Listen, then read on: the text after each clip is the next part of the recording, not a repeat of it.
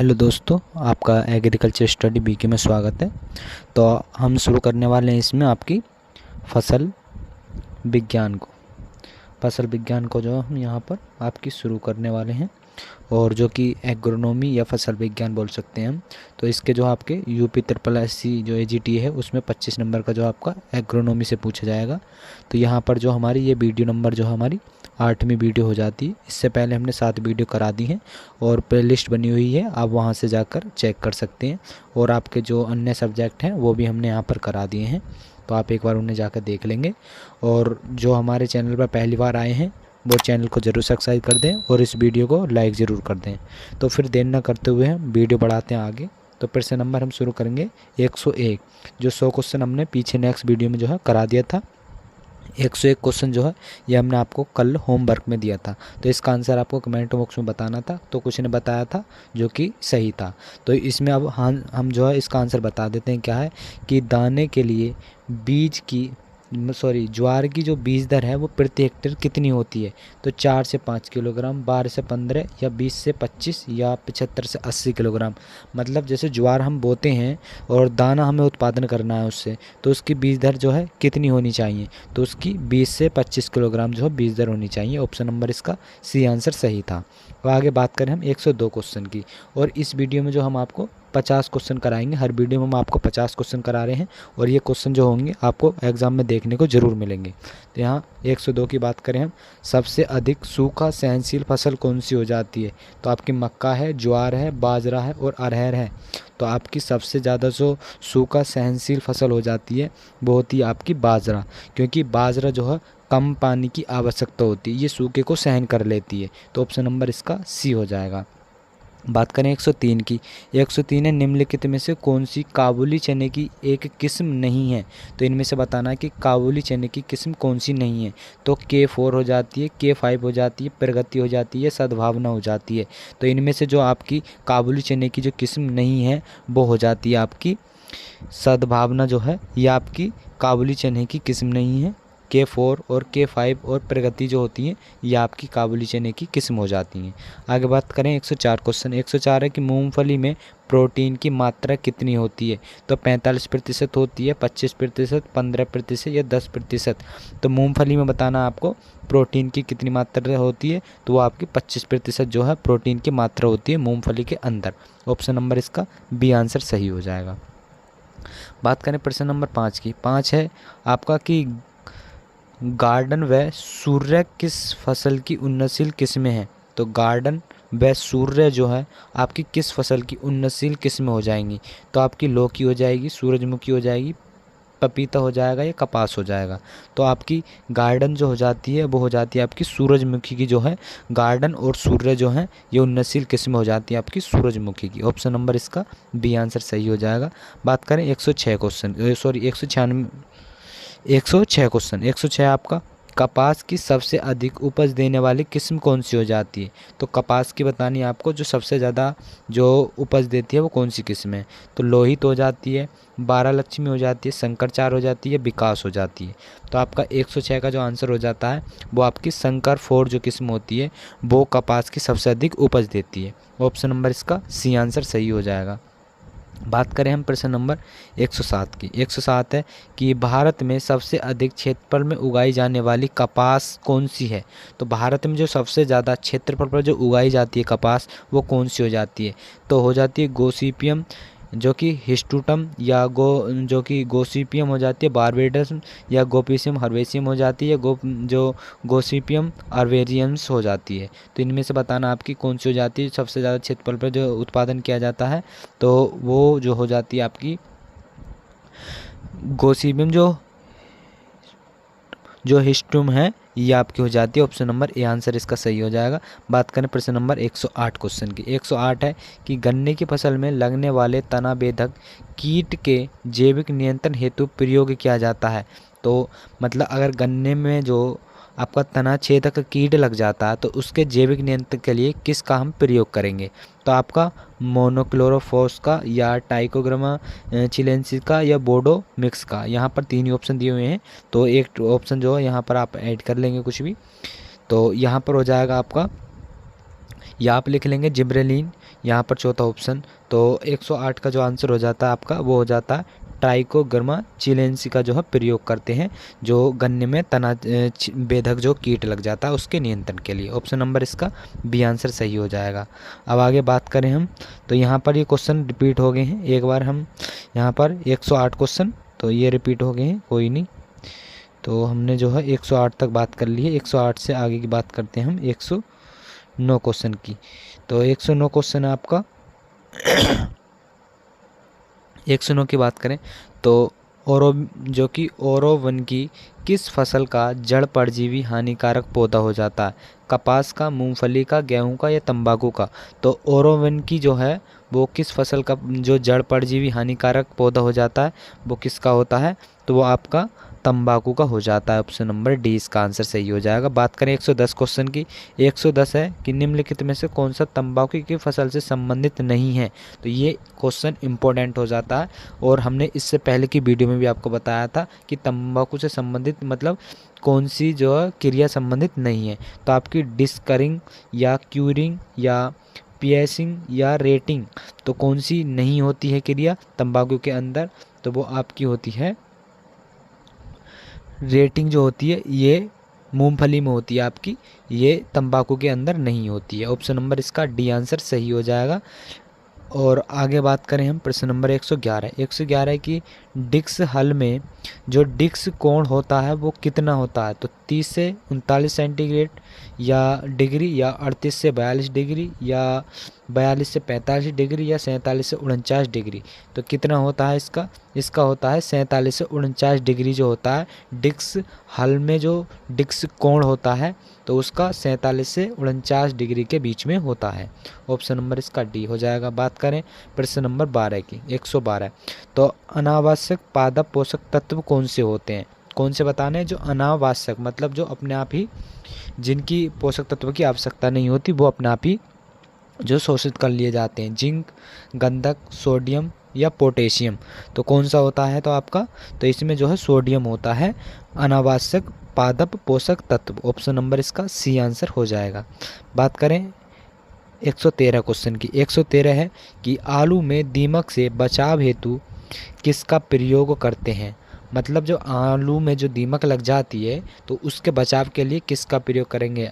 अरंडे की खली का, अलसी की खली का, सरसों की खली का या नीम की खली का? तो उसमें जो प्रयोग किया जाएगा आपका नीम की खली का जो है आलू में जो है दीमक से बचाने के लिए प्रयोग करते हैं। तो ऑप्शन नंबर इसका डी आंसर सही हो जाएगा। 114 की बात करें तो डी सक्रिंग किससे संबंधित है? इंपॉर्टेंट हो जाता है 114वां क्वेश्चन आपका। जो सक्रिंग है वो किससे संबंधित हो जाता है? तंबाकू के, गेहूँ, अरंडी, सूरजमुखी। तो इसका आंसर आपको कमेंट बॉक्स में बताना है 114 क्वेश्चन का कि इसका आंसर क्या होगा। तो डी जो सक्रिंग है वो किससे संबंधित हो जाती है।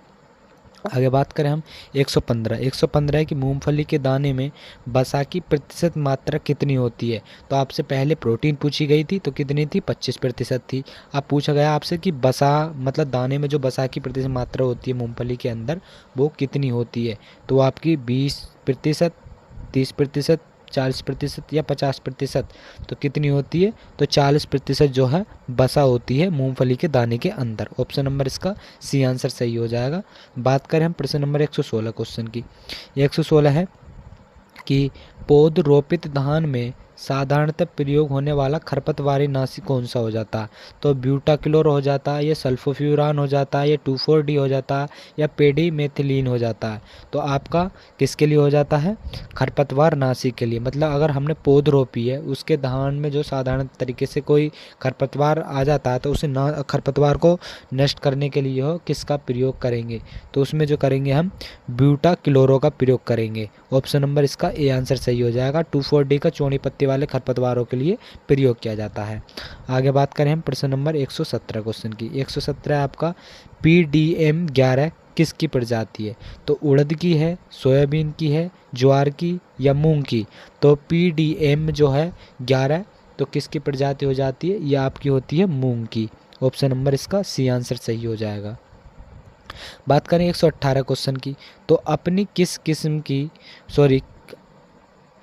किस फसल की उन्नतशील प्रजाति है? मतलब इनमें से बताना जो अपनी जो है मतलब किस्म है ये, मतलब तो किसकी किस्म हो जाती है, चना की होती है, मटर की, मसूर की, या इनमें से कोई नहीं। तो ये इनमें से जो हो जाती है आपकी मटर की जो है ये अपनी जो है किस सॉरी अर्पण अर्पण जो है ये किस्म हो जाती है आपकी मटर की। ऑप्शन नंबर बी आंसर इसका सही हो जाएगा।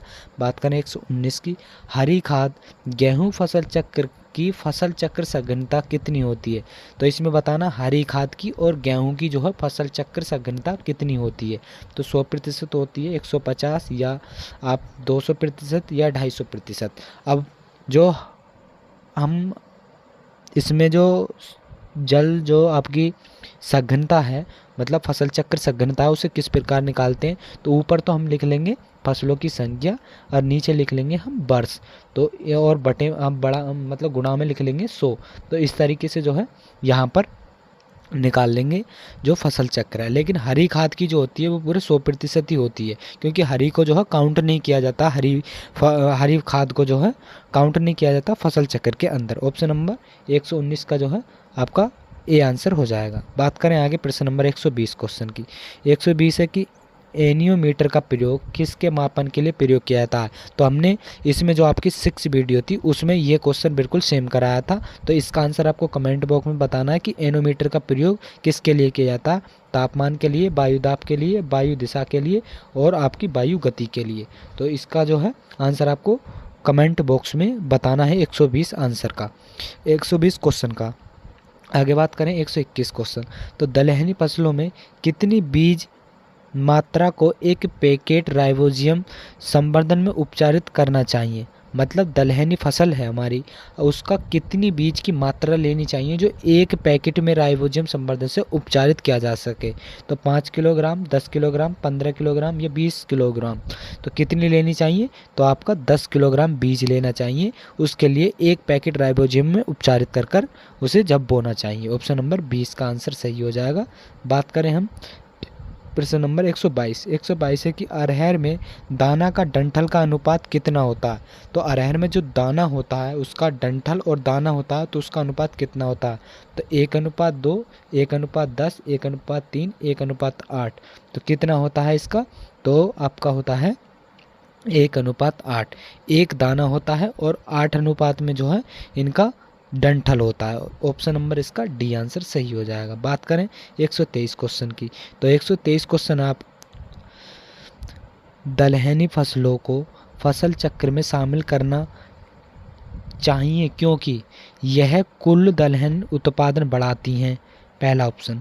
दूसरा है यह मृदा उर्वरता बनाए रखने में सहायता करती हैं। दूसरा हो जाता है यह फसल सघनता बढ़ाती हैं और दलहन में अनाज फसलों की अपेक्षा अधिक उत्पादन करती हैं। तो इनमें से जो है आपका दलहनी फसलों में फसल चक्र को शामिल क्यों करना चाहिए। तो यहाँ पर जो है आपका हो जाता है यह मृदा उर्वरता बनाए रखने में जो है सहायता करती हैं, तो इसलिए इन्हें जो है फसल चक्र में शामिल करना चाहिए। ऑप्शन नंबर 20 का आंसर सही हो जाएगा 123 का। बात करें 124 क्वेश्चन का। राक फास्फेट का प्रयोग खालिस्तान में किया जाता है। लवणीय मृदा में, क्षारीय मृदा में, सामान्य मृदा में, अम्लीय मृदा में। तो राक फास्फेट का जो प्रयोग किया जाता है कौन सी मृदाओं में प्रयोग किया जाता है। तो वो किया जाता है आपका लवणीय मृदाओं में, और चूने का प्रयोग भी आपका लवणीय मृदाओं में ही किया जाता है, और जिप्सम का प्रयोग आपका क्षारीय मृदाओं में किया जाता है। ऑप्शन नंबर इसका सी हो जाएगा 124 का। बात करें 125 क्वेश्चन। तो 125 है कि फव्वारा सिंचाई का प्रयोग किन क्षेत्रों में होता है। तो अधिक वर्षा वाले क्षेत्रों में होता है, सुनिश्चित सिंचाई वाले क्षेत्र में, या ऊंची नीची भूमियों में, या उपरोक्त में से कोई नहीं। तो फव्वारे जो सिंचाई है उसका प्रयोग जो किया जाता है आपका, तो ऊंची नीची भूमियों में जो है फव्वारे से सिंचाई की जाती है। ऑप्शन नंबर इसका सी आंसर हो जाएगा 125 का। बात करें 126 क्वेश्चन की। तो 126 क्वेश्चन है आपका तंबाकू की रचाई बढ़ाने के लिए किसका प्रयोग किया जाता है। गुणवत्ता का, उपज का, बीमारी प्रतिरोधकता का है, उपरोक्त में से कोई नहीं। तो तंबाकू में रचाई बढ़ाने के लिए किसका प्रयोग किया जाता है आपका, तो इसमें जो है गुणवत्ता का प्रयोग किया जाता है। ऑप्शन नंबर ए इसका आंसर सही हो जाएगा। बात करें 127 क्वेश्चन, 127 की आधारीय बीज का उत्पादन होता है। तो जो आधारीय बीज होता है आपका, तो उसका उत्पादन कौन करता है, तो न्यूक्लियर से होता है या ब्रीडर से या क्वालिटी बीज से या प्रमाणित बीज से। तो आपका एक क्वेश्चन जो है आधारीय बीज या बीज से जो आपका सीड टेक्नोलॉजी है, इससे ज़रूर एक क्वेश्चन पूछा जाएगा। तो आपका जो है जो आधारीय बीज है उसका उत्पादन ब्रीडर के द्वारा किया जाता है। ऑप्शन नंबर बी इसका आंसर सही हो जाता है। बात करें हम 128 क्वेश्चन की, और 128 क्वेश्चन आपका यहाँ पर फर्स्ट सेकंड को, सूची फर्स्ट को सेकंड से सम्मिलित करना है।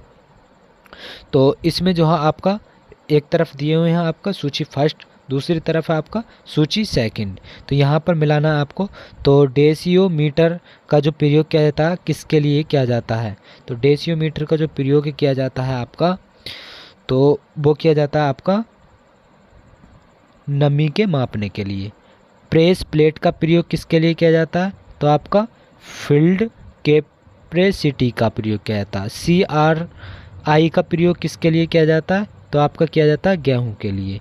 और एरोइंग किसके लिए, गन्ना में की जाती है आपकी। तो यहाँ से देख लेंगे, तो पहले का आपका चौथा हो जाएगा और दूसरे का आपका हो जाएगा पहला, और आपका तीसरे का हो जाएगा, तीसरे की बात करें हम तो तीसरे का हो जाएगा आपका दूसरा। तो यहाँ पर देख लेंगे, पहले चौथा पहला दूसरा, तो चौथा यहाँ तो होगा नहीं, नहीं ये होगा, नहीं ये होगा। तो ऑप्शन नंबर इसका बी आंसर सही हो जाएगा।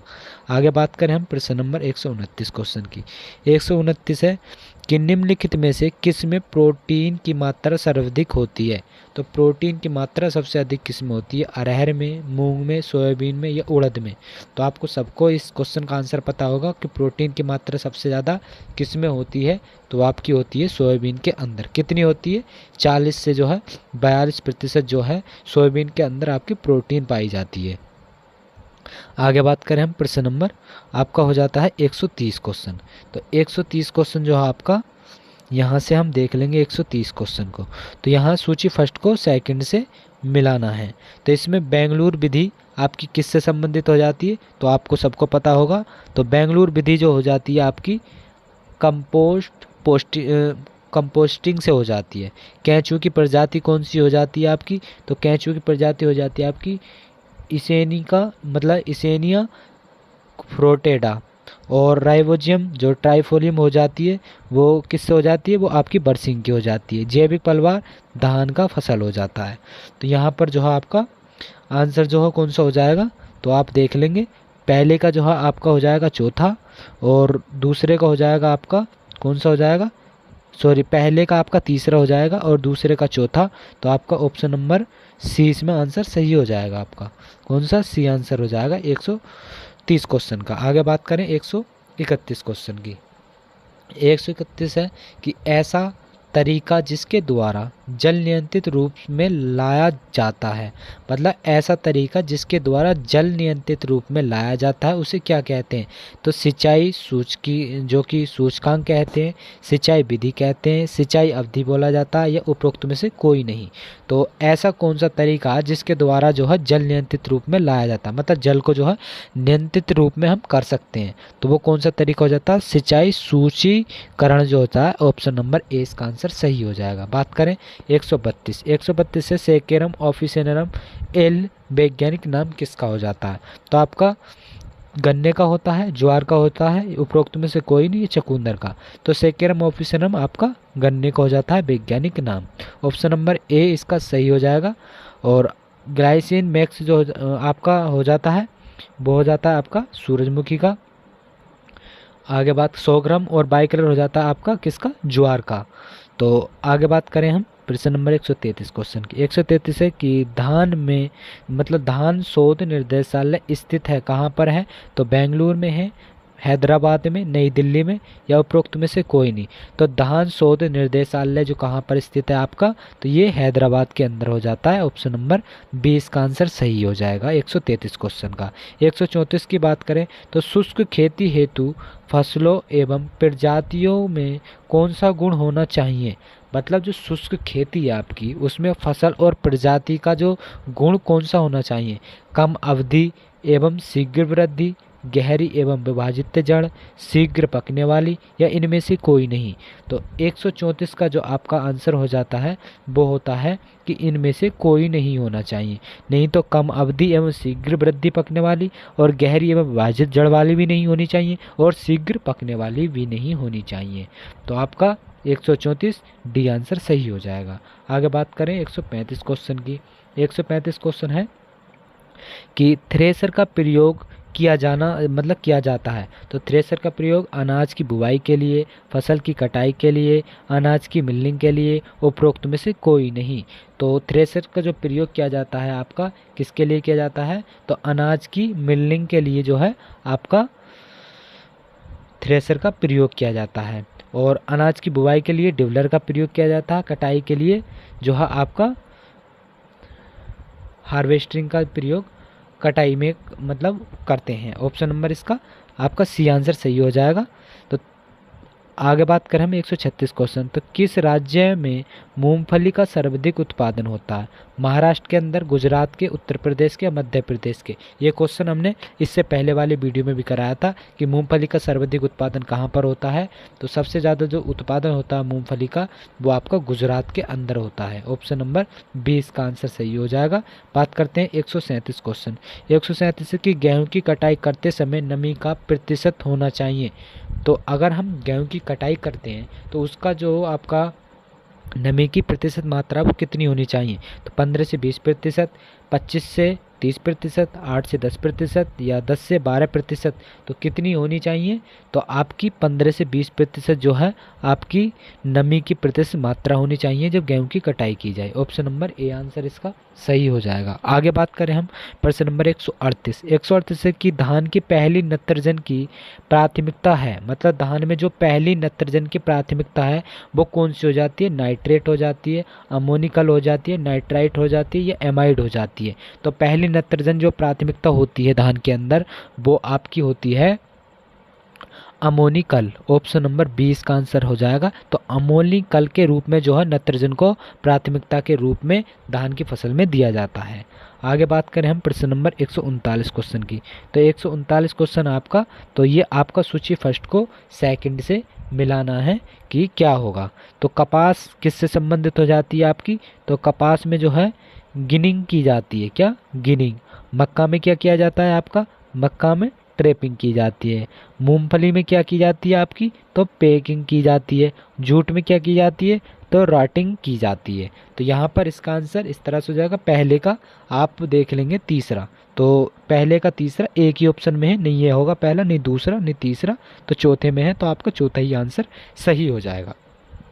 आगे बात करें हम प्रश्न नंबर 140 क्वेश्चन। 140 है कि चने की दर से बुवाई हेतु संतुति प्रकार है। तो राधे है, K851 है, उदय या KP59 है, इनमें से कोई नहीं। तो चने की देर से जो बुवाई की जाती है वो संतुति कौन सी किस्म हो जाती है? तो वो आपकी होती है उदय या KPG जो है आपकी 59, ये हो जाती है ऑप्शन नंबर बी।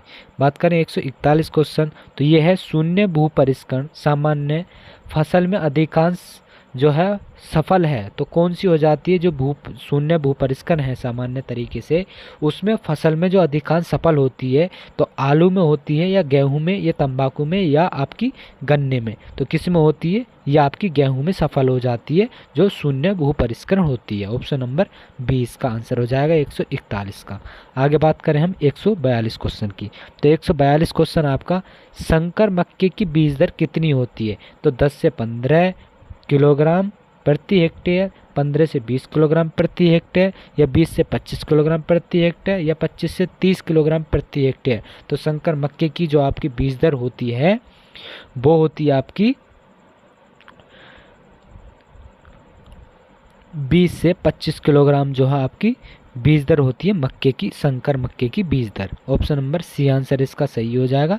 143 की बात करें, निम्नलिखित में से कौन सा ड्यूरम गेहूं की प्रजाति हो जाती है?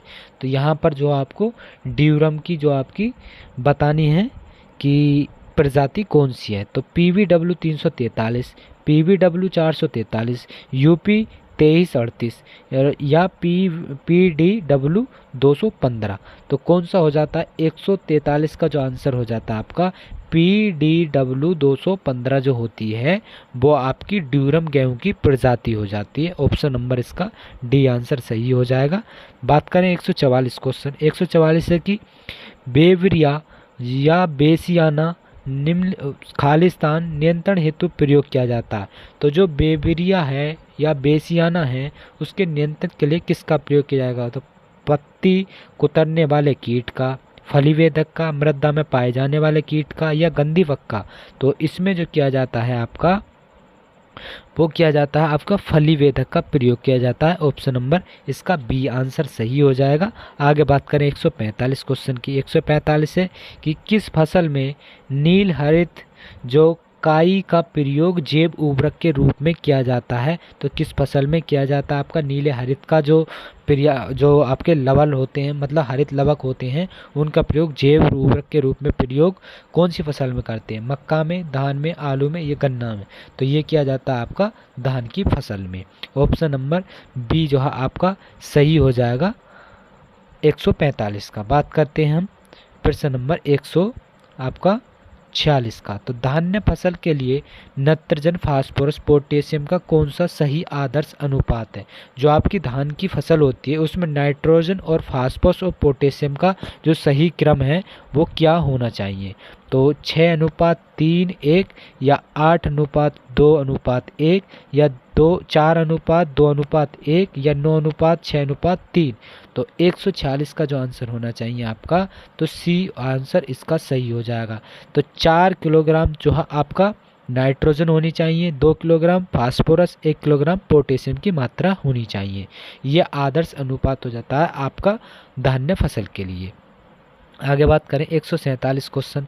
निम्नलिखित में से कौन सा कथन सही है? तो यहाँ से बताना है कि इनमें से सही कथन कौन सा हो जाता है। पहला, वातावरणीय सूखा अधिक आर्द्रता के कारण होता है।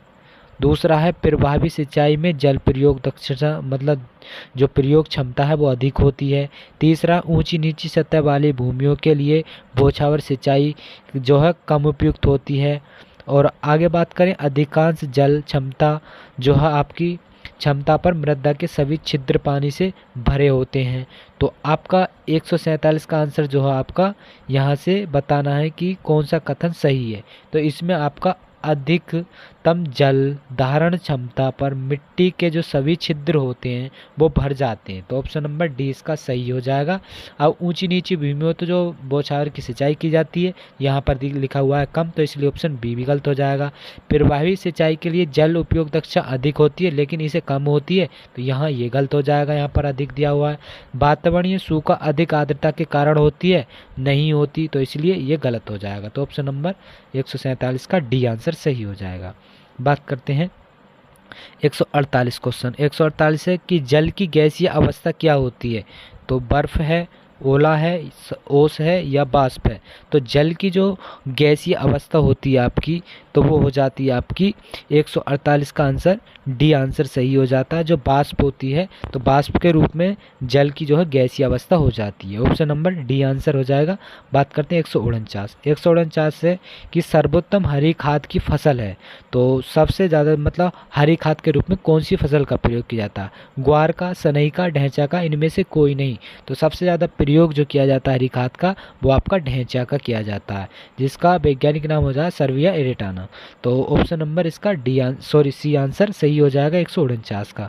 150 की बात करें तो भूरी क्रांति किससे संबंधित हो जाती है? तो भूरी क्रांति आपकी उर्वरक से या मछली से या पशु से या अंडा से। तो आपकी 150 का आंसर जो है वो भूरी क्रांति आपकी हो जाती है उर्वरक उत्पादन से।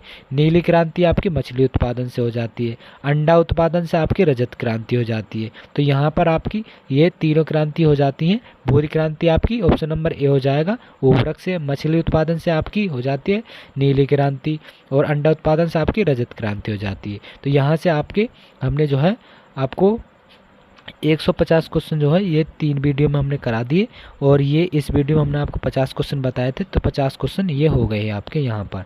आगे बात करें हम 151 क्वेश्चन जो कि आपको होमवर्क है। तो इक्री सेट जो अर्ध शुष्क क्षेत्र के लिए अंतर्राष्ट्रीय जो फसल शोध संस्थान है वो कहाँ पर स्थित है? तो लखनऊ में, हैदराबाद में, जोधपुर में या नई दिल्ली में? तो इसका आंसर आपको सबको पता होगा, तो इसका आंसर आपको कमेंट बॉक्स में बताना है कि 151 का क्वेश्चन क्या होगा।